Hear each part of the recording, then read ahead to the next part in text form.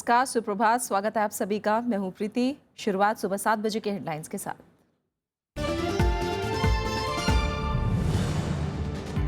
आधार को संवैधानिक दर्जा देने का रास्ता साफ। लोकसभा में पारित हुआ बिल। विपक्ष ने जताई बायोमेट्रिक जानकारी के गलत इस्तेमाल की आशंका। जेएनयू में कन्हैया कुमार समेत 8 छात्रों का निलंबन वापस। जांच समिति ने सौंपी रिपोर्ट। वाइस चांसलर लेंगे क्लीन चिट पर अंतिम फैसला।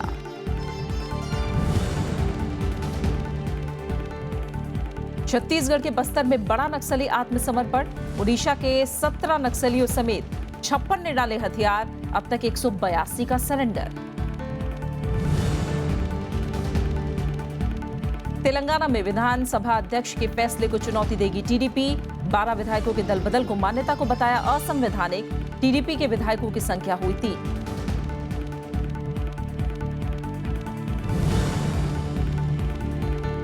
और T20 वर्ल्ड कप मुकाबले के लिए पाकिस्तान टीम रवाना। दुबई के रास्ते पहुंचेगी भारत। ईडन गार्डन में 19 मार्च को मुकाबला।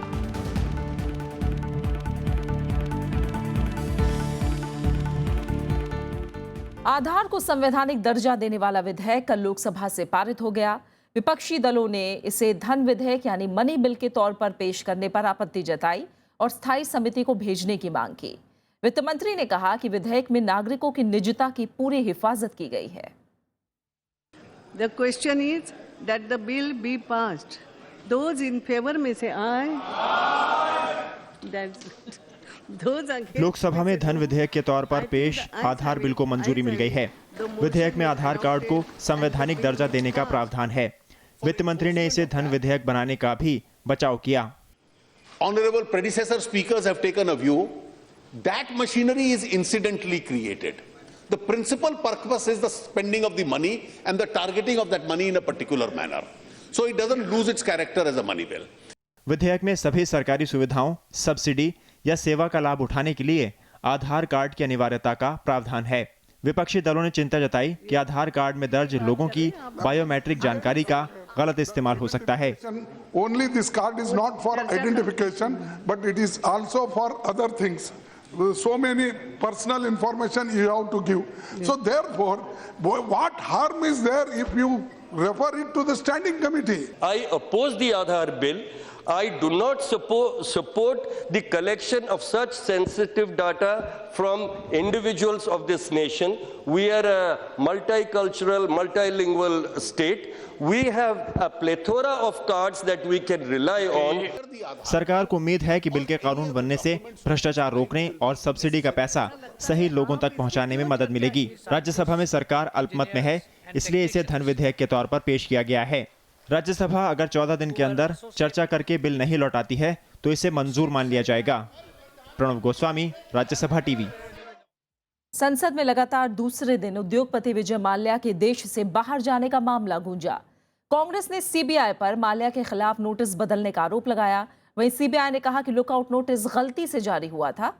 दूसरी तरफ प्रवर्तन निदेशालय यानी ईडी ने माल्या को समन भेजकर 18 मार्च को पूछताछ के लिए हाजिर होने को कहा है। राज्यसभा में विपक्ष के नेता गुलाम नबी आजाद ने शुक्रवार को विजय माल्या के देश से बाहर जाने का मामला फिर उठाया। उन्होंने आरोप लगाया कि सीबीआई ने पिछले साल अक्टूबर में लुकआउट नोटिस जारी कर माल्या को हिरासत में लेने का निर्देश दिया था, लेकिन 1 महीने के बाद ही इसे इंफॉर्मेशन नोटिस में बदल दिया गया, यानी माल्या के देश से बाहर जाने पर महज सूचना देने को कहा गया। What made the government, the CBI, to change its original order of 16 October on 15th of November, and what were the reasons when Mrs. Pillay was not allowed, but on the same grounds the government has said that since there was no court order we could not allow her. Okay. Congress के आरोपों पर संसदीय कार्य राज्य मंत्री मुख्तार अब्बास नकवी ने कहा कि माल्या को क्वात्रो की जैसी छूट नहीं मिलने वाली। देश को वापस लौटाया जाएगा। हम उसको कटौती की तरह कंसेशन देने वाले नहीं है। इसलिए अगर उनका इस तरह का अनुभव है तो उस अनुभव के आधार पर अगर कोई बात कह रहे हैं तो आई एम वेरी सॉरी। हम उनको स्पष्ट करना चाहते हैं कि हम उस तरह की छूट नहीं देने वाले हैं जिस तरह से उन्होंने कटौती को दी थी। वहीं प्रवर्तन निदेशालय ने माल्या के खिलाफ शिकंजा कसना शुरू कर दिया है। निदेशालय ने किंगफिशर एयरलाइंस को IDBI से मिले 900 करोड़ रुपए के कर्ज मामले में माल्या को समन भेजा है। वहीं एयरलाइंस के पूर्व मुख्य वित्तीय अधिकारी ए रघुनाथन से शुक्रवार को ईडी ने मुंबई में पूछताछ की। ईडी ने बैंक के आधा दर्जन से अधिक अधिकारियों को भी समन भेजा है। इसमें बैंक के पूर्व प्रबंध निदेशक योगेश अग्रवाल भी हैं। इनसे निजी संपत्ति और आयकर रिटर्न के बारे में भी जानकारी मांगी गई है। ईडी ने विजय माल्या के खिलाफ मनी लॉन्ड्रिंग का मामला दर्ज कर रखा है। CBI की FIR के आधार पर यह कार्रवाई हुई है। FIR में आरोप है कि IDBI बैंक ने नियमों को ताक पर रखकर किंगफिशर एयरलाइंस को कर्ज दिया। इस बीच विजय माल्या ने ट्वीट कर कहा है कि वो भगोड़े नहीं हैं। विदेश जाने पर उन्होंने कहा कि वो कारोबारी हैं और बाहर आना जाना लगा रहता है। विजय माल्या की कंपनियों पर SBI समेत 17 बैंकों का 9,000 करोड़ रुपए से अधिक का बकाया है। रविंद्र सिंह शोरान के साथ ब्यूरो रिपोर्ट, राज्यसभा टीवी। प्रधानमंत्री नरेंद्र मोदी ने कहा है कि हमें अपनी विरासत पर गर्व होना चाहिए। उन्होंने शुक्रवार को आर्ट ऑफ लिविंग के गुरु श्री श्री रविशंकर के विश्व सांस्कृतिक कार्यक्रम के पहले दिन शिरकत की। प्रधानमंत्री ने आयोजन को कला का कुंभ करार देते हुए कहा कि इससे भारत की दुनिया में अलग पहचान बनी है। हालांकि अचानक हुई बारिश ने यहां आने वाले देशी विदेशी आगंतुकों को कुछ परेशान भी कर दिया।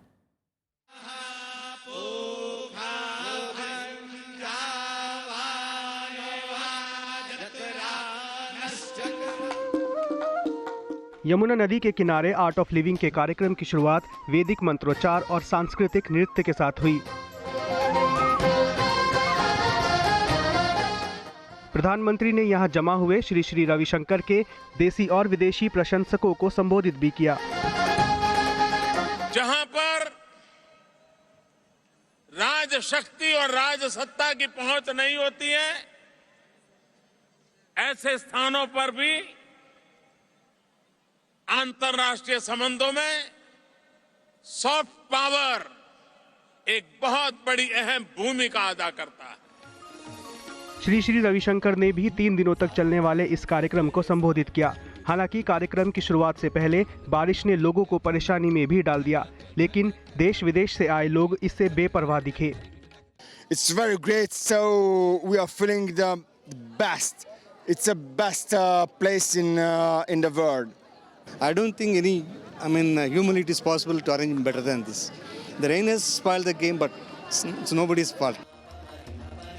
ये समारोह 11 मार्च से 13 मार्च तक चलेगा, जिसमें लाखों लोगों के पहुंचने की उम्मीद है। लेकिन यमुना खादर इलाके में हो रहे इस समारोह को लेकर NGT से लेकर कई दलों के सांसद आपत्ति जता चुके हैं। श्री श्री की संस्था ने NGT की तरफ से लगाए गए जुर्माने में से 25 लाख रुपए जमा करा दिए हैं। NGT ने आर्ट ऑफ लिविंग पर 5 करोड़ रुपए का जुर्माना लगाया था। पंचानन मिश्रा, राज्यसभा टीवी। दिल्ली में यमुना नदी के किनारे विश्व सांस्कृतिक महोत्सव शुरू हो गया है। कल इस मामले की सुनवाई करते हुए NGT ने आर्ट ऑफ लिविंग की तरफ से 25 लाख रुपए जमा कराने के बाद इसकी इजाजत दी। 5 करोड़ रुपए में से बाकी राशि 3 हफ्ते में जमा कराने को कहा गया है और इस मामले की अगली सुनवाई 4 अप्रैल को होगी। वहीं राज्यसभा में शून्यकाल के दौरान विपक्ष ने इस मामले को उठाया और सरकार पर मिलीभगत का आरोप लगाया। आर्ट ऑफ लिविंग की ओर से 25 लाख रुपए जमा करने और 4 करोड़ 75 लाख रुपए अगले 3 हफ्ते में देने पर हामी भरने के बाद NGT ने विश्व सांस्कृतिक महोत्सव के आयोजन की इजाजत दे दी। NGT ने जुर्माना नहीं देने पर आर्ट ऑफ लिविंग को पर्यटन मंत्रालय की ओर से मिलने वाली बाकी आर्थिक मदद रोकने की बात कही। साथ ही इस मामले में संबंधित सरकारी एजेंसियों से 4 अप्रैल से पहले रिपोर्ट देने का आदेश दिया। कोर्ट के सामने इन्होंने खुद बोले कि ये पेमेंट करेंगे, उसके लिए उन्होंने अंडरटेकिंग दिया है कोर्ट के सामने कि ये जो 5 करोड़ है वो पे करेंगे और उसके लिए फर्स्ट इंस्टॉलमेंट जो है उसके लिए 25 लाख रुपए जो है आज वो डिपॉजिट कर रहे हैं। इससे पहले सुनवाई के दौरान आर्ट ऑफ लिविंग ने कहा था कि वो इतनी बड़ी राशि का जुर्माना एक साथ नहीं भर सकते और इसके लिए 4 सप्ताह का समय मांगा। सुनवाई के दौरान NGT ने जल संसाधन मंत्रालय को फटकार लगाते हुए कहा कि इतने प्रदूषण के बावजूद उसने यमुना को बचाने के लिए कुछ नहीं किया।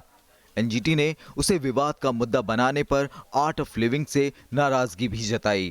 एजेंसीज के ऊपर सबसे पहले ये क्या है कि अभी भी जो है सेफ्टी और सिक्योरिटी का जो सर्टिफिकेट्स है अथॉरिटीज़ है उनको इंश्योर करना है कि जो नेसेसरी अप्रूवल्स हैं कानून के अंतर्गत वो सब अभी भी इन प्लेस होना चाहिए और उसके साथ ही इवेंट आगे बढ़ सकता है।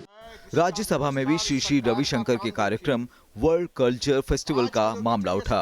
CPWD कह रहा है कि ये जो स्टेज है खराब, पहले ये बात हम डिस्कस कर दिया, कह रहा है, आपके इंजीनियर्स कह रहे हैं कि ये ठीक नहीं है, वहाँ बड़ा हादसा होगा। Shri Ravishankar event, this is a complete ecological destruction of the Yamuna flood plain. वहीं इस पूरे मामले में केंद्रीय गृह मंत्री राजनाथ सिंह ने श्री रविशंकर का बचाव किया है। श्री रविशंकर जी को लेकर विवाद खड़े होने का कोई प्रश्न नहीं है, वो तो विवादों का समाधान करते हैं। इससे पहले एनजीटी ने आर्ट ऑफ लिविंग को शुक्रवार तक जुर्माने की 5 करोड़ रुपए की राशि जमा करने को कहा था। दिल्ली में यमुना नदी के तट पर शुक्रवार से रविवार तक वर्ल्ड कल्चरल फेस्टिवल आयोजित किया जा रहा है, जिसमें कई देशों से लाखों लोगों के शामिल होने की उम्मीद है। रविंद्र सिंह चौहान के साथ विपिन चौहान, राज्यसभा टीवी। जेएनयू प्रशासन ने बीती 9 फरवरी को विश्वविद्यालय परिसर में आयोजित विवादित कार्यक्रम के सिलसिले में निलंबित छात्र संघ के अध्यक्ष कन्हैया कुमार समेत 8 छात्रों का निलंबन वापस ले लिया है। मामले की जांच के लिए गठित उच्च स्तरीय समिति की रिपोर्ट सौंपने के बाद निलंबन वापस लेने का फैसला किया गया। विश्वविद्यालय प्रशासन ने साफ किया है कि निलंबन करने का मतलब ये नहीं है कि उसने छात्रों को क्लीन चिट दे दी है। प्रशासन ने कहा कि कुलपति की ओर से रिपोर्ट के परीक्षण के बाद ही इस बारे में आखिरी फैसला लिया जाएगा। 9 फरवरी को आयोजित विवादित कार्यक्रम के एक दिन बाद यानी 10 फरवरी को विश्वविद्यालय प्रशासन ने उच्च स्तरीय समिति गठित करके उससे मामले की जांच करने के लिए कहा है।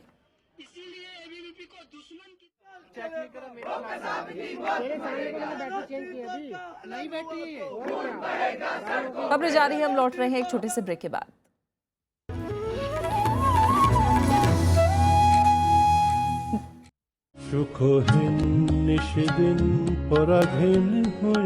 रविंद्र संगीत,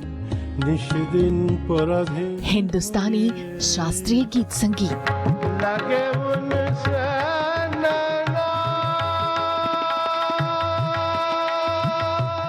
सानिध्य मिला जिन्हें कई घरानों का। हम तो पैदा होते हैं घर में, मगर जब बाहर जाते हैं तो बहुत कुछ देखने को मिलता है, सीखने को मिलता है। घराना इज ए यूनिकनेस, घराना इज ए कन्फाइनमेंट, तो दोनों को बैलेंस से आपको आगे जाना है। मिलिए इस बार शख्सियत में पंडित अजय चक्रवर्ती से, सिर्फ राज्यसभा टीवी पर।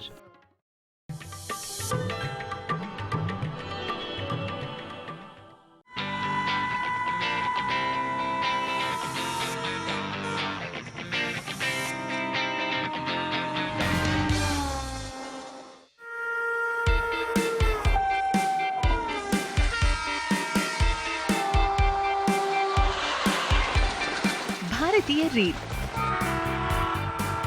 65,000 किलोमीटर रेल मार्ग और 7,500 स्टेशन के साथ दुनिया का दूसरा सबसे बड़ा रेल नेटवर्क। रोजाना करीब 19,000 रेलगाड़ियां ढोती हैं 2 करोड़ से ज्यादा मुसाफिर और 25 लाख टन माल। 14 लाख कर्मचारियों वाली भारतीय रेल रोजाना दौड़ती है जितना धरती से चांद पर 4 बार चले जाएं इतना।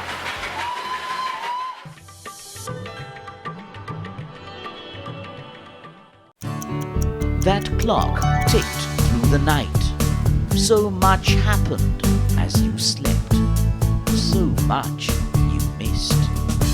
Wake up to a complete roundup of news from India and abroad.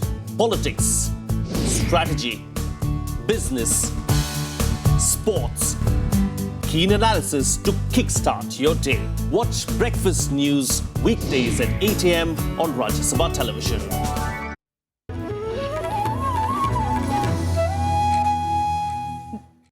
प्रधानमंत्री नरेंद्र मोदी आज से अंतर्राष्ट्रीय सम्मेलन advancing Asia investing for the future के उद्घाटन सत्र को संबोधित करेंगे।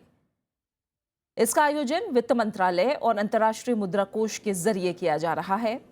IMF की प्रबंध निदेशक क्रिस्टिन लगार्ड भी सम्मेलन को संबोधित करेंगी। इससे पहले कल वित्त मंत्री अरुण जेटली ने advancing Asia investing for the future के पहले दिन सत्र को संबोधित करते हुए कहा कि दुनिया आर्थिक मुश्किलों के दौर से गुजर रही है। ऐसे में जरूरी है कि भारत आर्थिक क्षेत्रों में सुधारों की रफ्तार को बनाए रखे। I think what the challenge before us really is how to keep the reform momentum on one hand, take the best advantage of the areas where we are doing reasonably well, and then putting a large part of our national resource in areas where we are lacking. गृह मंत्री राजनाथ सिंह ने कहा है कि देश के सामने आतंकवाद सबसे बड़ा खतरा है और इससे निपटने के लिए सुरक्षा बलों का मनोबल बढ़ाना होगा। सीआईएसएफ के 47वें स्थापना दिवस पर कल गृह मंत्री ने कहा कि आर्थिक विकास के साथ साथ देश की सुरक्षा चुनौतियां बढ़ रही हैं। भूमंडलीकरण के दौर में अर्धसैनिक बलों की जिम्मेदारी काफी अहम है। गृहमंत्री ने सुरक्षा बलों से साइबर अपराध को चुनौती के रूप में स्वीकारने के लिए भी कहा है। अर्धसैनिक बलों में महिला कर्मियों की तादाद कम से कम 33% होनी चाहिए।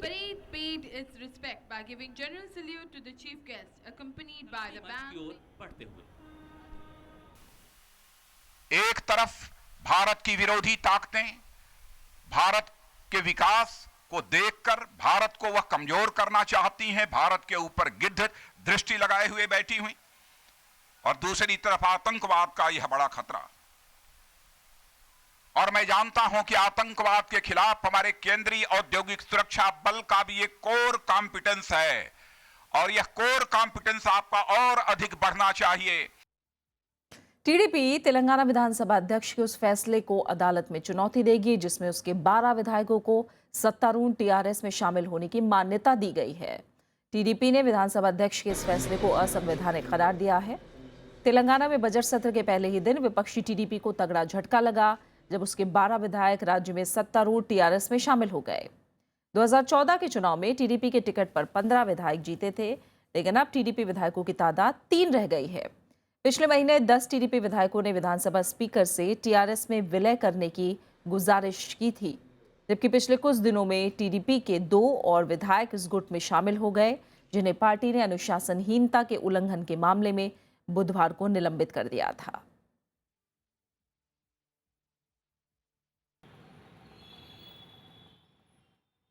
तृणमूल कांग्रेस ने बंगाल विधानसभा चुनाव के मद्देनजर अपना चुनावी घोषणा पत्र जारी कर दिया।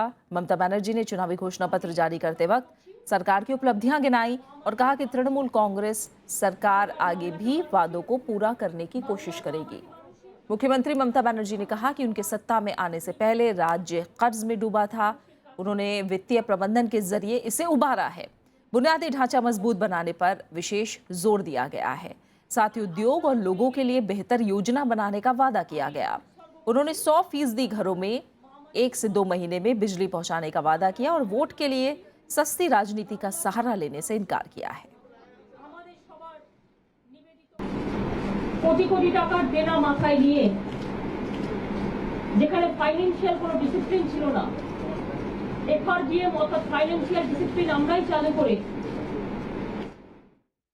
असम में पहले दौर की 65 सीटों पर विधानसभा सीटों और पश्चिम बंगाल के 18 विधानसभा सीटों के लिए कल अधिसूचना जारी कर दी गई। इसके साथ ही इन सीटों पर नामांकन प्रक्रिया शुरू हो गई है। इस दौर के लिए उम्मीदवार 18 मार्च तक नामांकन दाखिल कर सकेंगे। 19 मार्च को नामांकन पत्रों की जांच होगी। 21 मार्च तक प्रत्याशी अपना नाम वापस ले सकते हैं और 4 अप्रैल को मतदान होगा। असम में पहले दौर के दिग्गज उम्मीदवारों की अगर बात करें तो तीताबोर सीट से मुख्यमंत्री तरुण गोगोई और बीजेपी की तरफ से मुख्यमंत्री पद के उम्मीदवार सर्बानंद सोनोवाल की माजुली सीट भी शामिल है।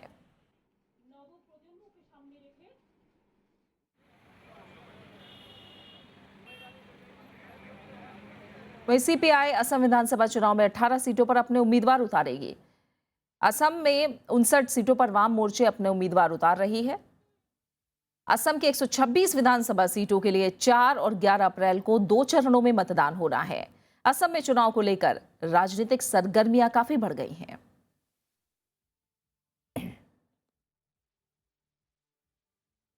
वहीं तमिलनाडु में होने वाले विधानसभा चुनाव में विजयकांत की पार्टी डीएमडी के अकेले चुनाव लड़ेगी।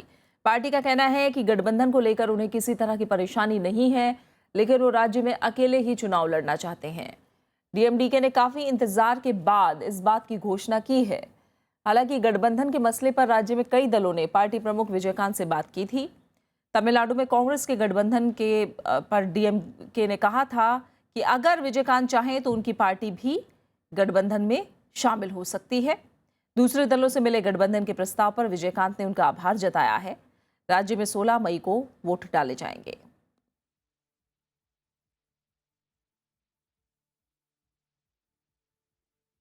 छत्तीसगढ़ के नक्सल पीड़ित बस्तर जिले में कल 56 नक्सलियों ने आत्मसमर्पण किया। नक्सलियों ने आत्मसमर्पण की ये अब तक की सबसे बड़ी तादाद बताई जा रही है। समर्पण करने वालों में 17 उड़ीसा के नक्सली भी शामिल हैं। इन्होंने बस्तर में भी वारदातों को अंजाम दिया था। इन 56 नक्सलियों पर कुल 14 लाख रुपए का इनाम था। समर्पण करने वाले नक्सलियों से 11 राशन कार्ड, 46 आधार कार्ड, 36 मतदाता परिचय पत्र और 5 बैंक पासबुक मिली हैं। इससे पहले राज्य के नक्सल पीड़ित कोंडागांव में 17 नक्सलियों ने आत्मसमर्पण किया था। बस्तर जिले में अब तक कुल 182 नक्सली आत्मसमर्पण कर चुके हैं।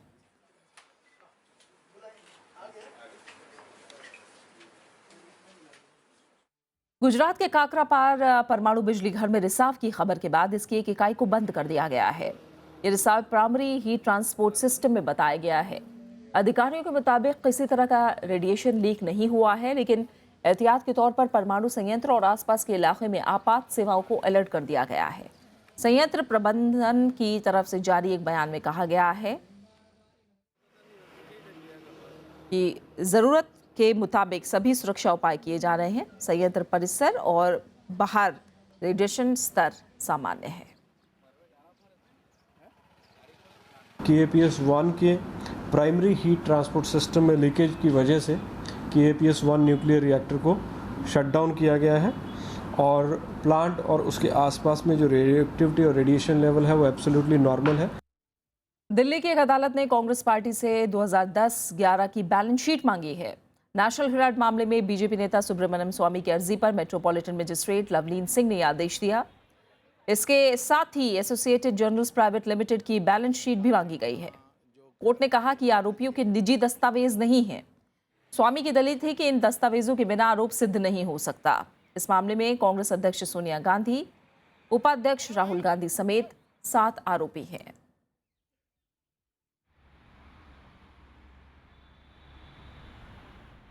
लगातार तीसरे महीने औद्योगिक उत्पादन में गिरावट दर्ज की गई है। जनवरी में भी इंडस्ट्रियल प्रोडक्शन की विकास दर नकारात्मक बनी रही और ये गिरकर -1.5% पर पहुंच गई।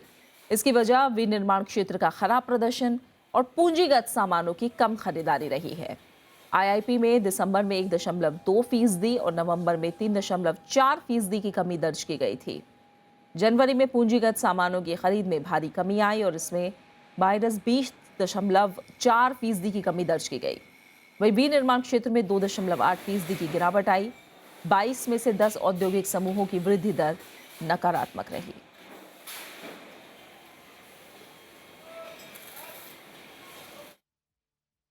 अमेरिकी नेतृत्व वाले गठबंधन ने ISIS के कई ठिकानों पर हमला किया है, जिसमें आतंकी संगठन के कई ऐसे ठिकाने बर्बाद हो गए हैं जहां रासायनिक हथियारों को छिपा कर रखा गया था।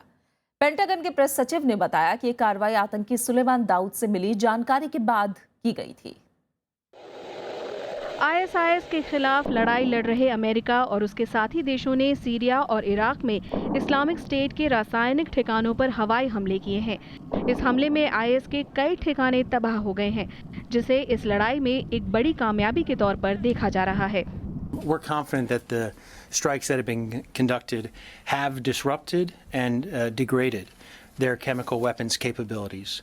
I'm not going to say that we've knocked it out in full, but we feel confident that we've made a difference with regard to that. हमले में कुल 17 ठिकानों को निशाना बनाया गया, जिनमें इराक के 5 शहरों में IS के 11 और सीरिया के 6 अड्डे शामिल हैं। अमेरिका को इन ठिकानों की जानकारी कुख्यात आतंकी सुलेमान दाऊद अल बकर से हासिल हुई थी। सुलेमान दाऊद रासायनिक हथियारों का विशेषज्ञ है और ISIS के लिए काम कर चुका है। उसी की निशानदेही पर ये हमला किया गया। सुलेमान दाऊद फरवरी में अमेरिकी सेना के हत्थे चढ़ा था। In February, coalition forces captured Suleiman Dawood al-Bakr, aka Abu Dawood, ISIL's emir of chemical and traditional weapons manufacturing, during an operation in Iraq. His capture removed a key ISIL leader from the battlefield and provided the coalition with important information about ISIL's chemical weapons capabilities. आतंकी संगठन ISIS के खिलाफ जंग में दाऊद की गिरफ्तारी अमेरिकी नेतृत्व वाले गठबंधन के लिए वरदान साबित हुई। टास्क फोर्स की शुरुआती पूछताछ के बाद सुलेमान को सुरक्षा बलों की हिरासत में भेज दिया गया है। Bureau report, Rajya Sabha TV. Cricket से जुड़ी अहम खबर। T20 वर्ल्ड कप मुकाबले में हिस्सा लेने के लिए पाकिस्तान की क्रिकेट टीम भारत के लिए रवाना हो गई है। टीम अबू धाबी के रास्ते भारत पहुंचेगी। सुरक्षा का आश्वासन मिलने के बाद कल पाकिस्तान सरकार ने टीम को भारत जाने की मंजूरी दे दी थी। कोलकाता में ईडन गार्डन में दोनों टीमों के बीच 19 मार्च को मुकाबला होना है। इससे पहले ये मैच हिमाचल की धर्मशाला में होने वाला था, लेकिन सुरक्षा कारणों की वजह से इसे कोलकाता में करने का फैसला लिया गया।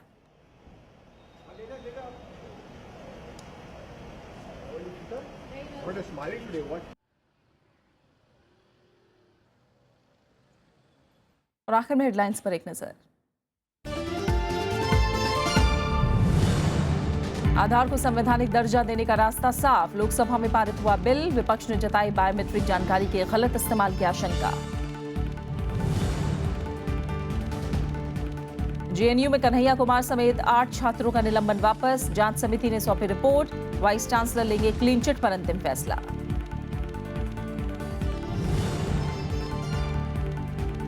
छत्तीसगढ़ के बस्तर में बड़ा नक्सली आत्मसमर्पण। ओडिशा के 17 नक्सलियों समेत 56 ने डाले हथियार। अब तक 182 का सरेंडर।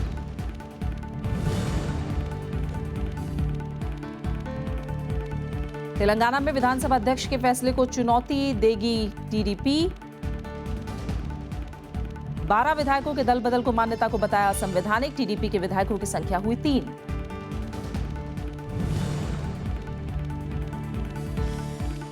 और T20 वर्ल्ड कप मुकाबले के लिए पाकिस्तान टीम रवाना। दुबई के रास्ते पहुंचेगी भारत। ईडन गार्डन में 19 मार्च को मुकाबला।